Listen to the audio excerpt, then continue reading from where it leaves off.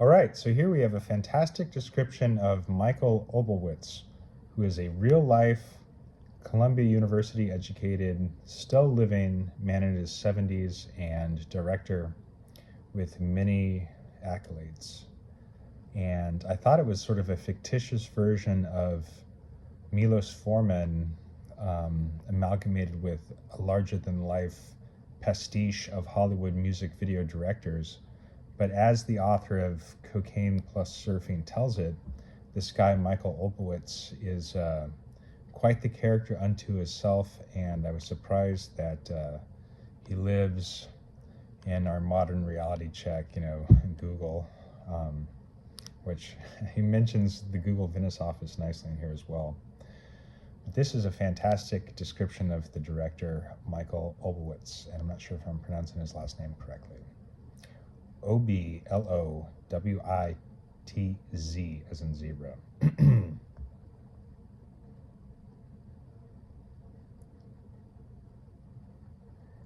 I find his 1980s California mistake, meaning his office was a mistake to be put there,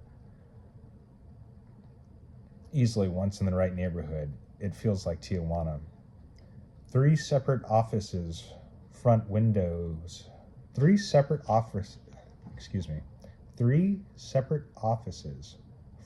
another walkway overlooking dumpsters. But I find the one he is in because the door is ajar and I hear South African bras and fox, F-U-U-K-S for F-U-C-K-S, breezing through its cracks.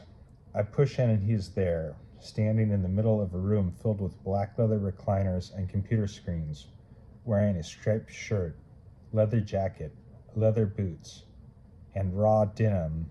So the character seems to have a real affinity for raw denim. I haven't really thought about it in years or ever owned a pair of raw denim jeans.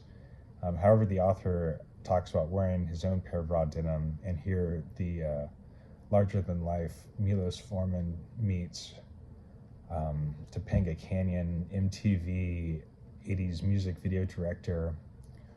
He, in fact, has directed softcore porn in real life for Showtime, I believe. And the raw denim thing, I just looked up a couple of pairs of raw denim on the internet, and it's funny because they were all in size 36 as the biggest waist. And I found that in general, surf clothing, growing up, it would be like 38 at the most. But I mean, that was not like an Old Navy 38, like a, really tight, like slim fit, true 38. But I've been 36 many times without even being super shredded, like tons of loose skin and all of it. So a 36 for raw denim wouldn't be out of the question. But it's just not how I want to like spend that money, I just purchased a couple of season passes and I'm going to buy some winter tires soon, and I don't know. But I kind of like the idea of it. It's cool, but I like washing my clothes, keeping them clean.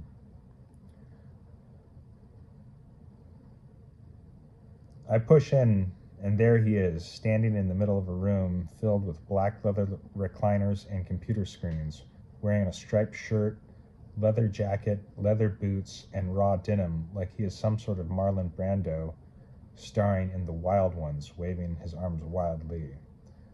The Wild One, waving his arms wildly. So The Wild One is like a OG biker flick, preceding in the canon of biker films, Easy Rider.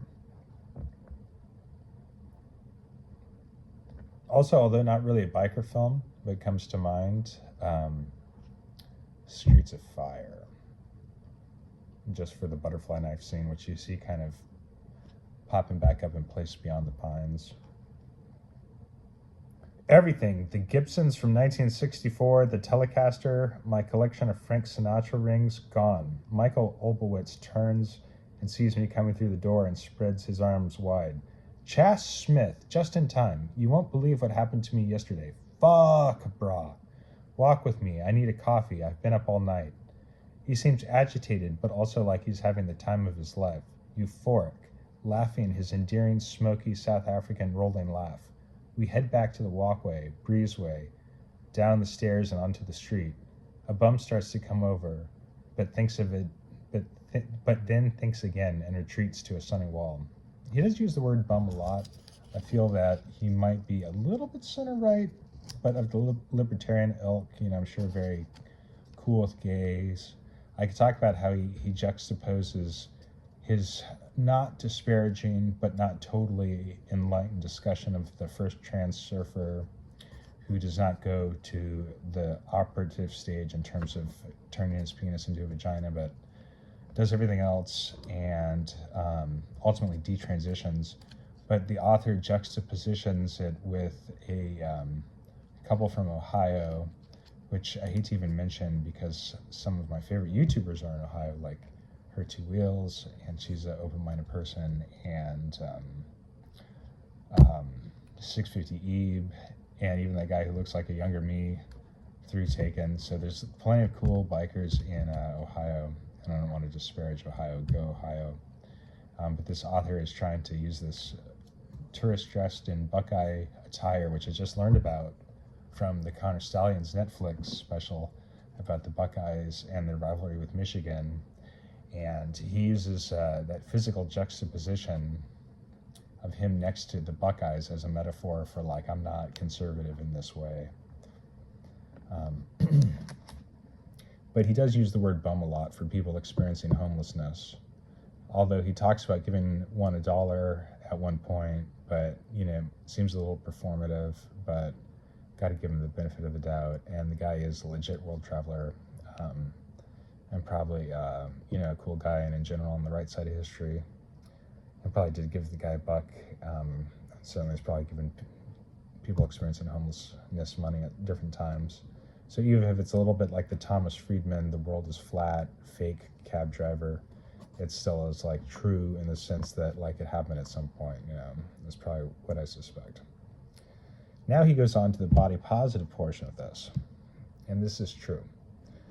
Michael is a bigger man, as in fatter, but moves with that particular bounce that bigger surfers have. I've paddled out with a couple of kegs who looked like they would be lumbering disasters, but surfed with the grace of a ballerina. Come to think of it, I've even paddled out with Michael on Oahu's north shore at a wave called Quonset Huts, or something like that. He positively glided, finding perfect trim, moving up and down with subtle efficiency, like a tiny dancer. So fuck. It started when I was on the North Shore 2 days ago, he says, as we rush along the sidewalk, still very upbeat. I got a call from my partner, my life mate, whatever you want to call her, and she was hysterical. Some thieves had come to the house and bashed out the giant plate glass window with a sledgehammer. So just this morning, without even meaning to, there was a suggested video, and unfortunately I clicked on watching it, and it was all about this guy who does a fairly objective-ish center-right wandering around downtown Portland, and he talked to workers who are boarding up stores, not because they're empty, but because they anticipate unrest after the elections for 2024 in downtown Portland. The guy's doing the work, so yeah, it was either Antifa or the Proud Boys or someone was going to do it, but although they hope not, obviously. I also hope not, obviously, for anyone listening at home. Some thieves had come to the house and bashed out the giant glass plate window with a sledgehammer. They went inside and trashed the place, literally trashed the place. The violence, the violence. It's like they were angry. They took all of her jewelry, items she will never get back. They took so many of my vintage guitars, which makes me think of the Tobacco Edition Lowrider ST. It's not really my thing, but I definitely don't dislike it. It's pretty cool. It's no El Diablo, but it's definitely super cool. But it's not like a guitar isn't something that's really defined me, so I don't know if it wouldn't be like poser style, but it wouldn't be like the best fit in terms of style for me, if that makes sense. Oh, I hate that phrase. I've been watching too much YouTube. YouTube really ruins one's vocabulary. There was at one point where I spoke in far, far, far too flowery and sophisticated language, and like I sounded like an 18th century romantic poet. And everyone's like, oh, you should be, talk more like everyone else. And then I think I've gone too far to the side of now just sounding like, some like podcaster or something. There's got to be a happy medium of using words and also not sounding pretentious.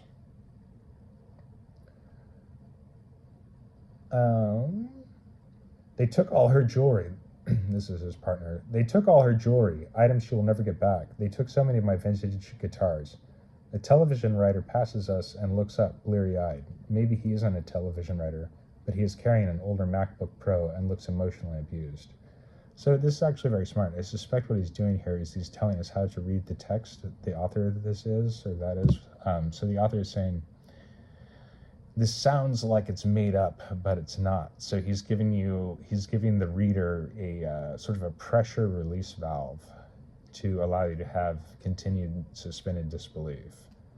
So by mentioning this guy who seems like he looks like a television writer, it's a crafty way, I suspect, of saying, yes, this sounds like it's out of a movie, but really it's not.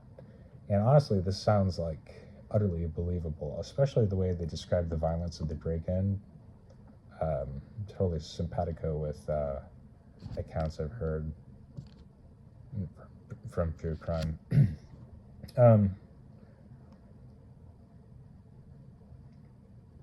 A television writer passes us and looks up, bleary-eyed. Maybe he isn't a television writer, but he's carrying an older MacBook Pro and looks emotionally abused. We tuck into the small coffee kiosk with unfinished walls and a chalkboard menu. The barista waits for him to finish talking about dead mom jewelry before asking what we would like. Now that's actually quite deft and well done as an author there. Kudos. So what he's doing there is understating to overstate, because talking about the loss of effectively his wife's personal jewelry is something that's so sad, but this is a surf book with a magazine article kind of tone, and how can you possibly talk about something that heavy and that sad without sounding really saccharine and corny and cornball and ridiculous and stupid and sophomoric and all that kind of shit. So to avoid that, he kind of underhands it with dead mom jewelry, knowing that nobody's going to be so flippant to just be like, oh yeah, dead mom jewelry. Like, obviously that's a way to talk about how much that sucks. The barista waits for him to finish talking about dead mom jewelry before asking what he would like. A Mexican coffee with extra Mexican in it. What makes the Mexican? A Mexican coffee with extra Mexican in it. What makes the Mexican taste? And whatever my friend Chase is having. I actually don't know what that is, if that's alcohol or what. I think from the context it sort of sounds like it's alcoholic. I should Google it. But I was imagining like what makes it taste quote unquote Mexican would be a lot of like cinnamon or something like that. I tell her I'm cool because it's 10 in the morning and I'm already dreaming about my first cocktail. So that would make me think maybe it's not alcoholic, because he's like, I don't want a coffee because I don't want to be too jittery before drinking alcohol. But then this dude's into Coke, so like, why would a coffee be a big deal? I don't know. Or maybe Mexican coffee does have alcohol in it and he doesn't want to fuck up a cocktail by having a weird coffee plus alcohol thing going on in his stomach. It doesn't really matter for the story. It is good turns of phrases. Back to the South African speaking. Devastating, but the violence, the rage, it's like they hated us. Here, I have the pictures. He fishes his giant iPhone from his pocket and begins flipping through his gallery. I see the smashed plate glass windows, empty places where guitars once were, drawers torn out of dressers and thrown on the bed, empty Rolex boxes. Do you know Rolex is not for profit? I'm like the last guy to learn this, but like the real Rolex itself apparently is like started by an orphan. It's a great story. My wife has a real one and all of her family have real ones, but I've never been a watch guy. Empty Rolex boxes. Those Rolex boxes. Oh, and there's the cocaine. He starts to laugh. My son Orson went over before the cops arrived and took this picture and said, Oh, Dad, what should we do about this? I forgot I even had that. I have no idea how old it is or even where it came from. He is laughing his rolling laugh, and I study the picture closely. It looks like a full kilo brick of coke, like a drug raid newspaper picture. He flips to the next image before I can ask if it's coke or just dressed like a kilo for Halloween. Right? Because wouldn't that be stolen unless they overlooked it, or probably the first thing they were stolen, or if they already knew him because he was that kind of guy, the first thing they would take. But then he's a director who does like edgy art films, so it could definitely have been a prop or something else just wrapped up like it. Here are the boxes of my art and films that I was sending off to the museum, And here are the boxes of my art and films that I was sending off to the Museum of Modern Art in New York, aka MoMA. And this guy actually has these credentials. I was so surprised. They are doing a retrospective of my earlier work. Thankfully, they didn't get touched. And he pauses, chuckling this time. Why do you always tell people I directed vampire softcore porn for Showtime? I've had films in Cannes, in Sundance. I've won awards.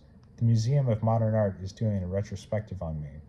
And his chuckle transitions into his laugh again. I too tell him that I don't know. And now that I think about it, it's pretty rude, and it's no wonder everyone hates me. No, it's good, brah, he says. I like it. So, great sort of character sketch.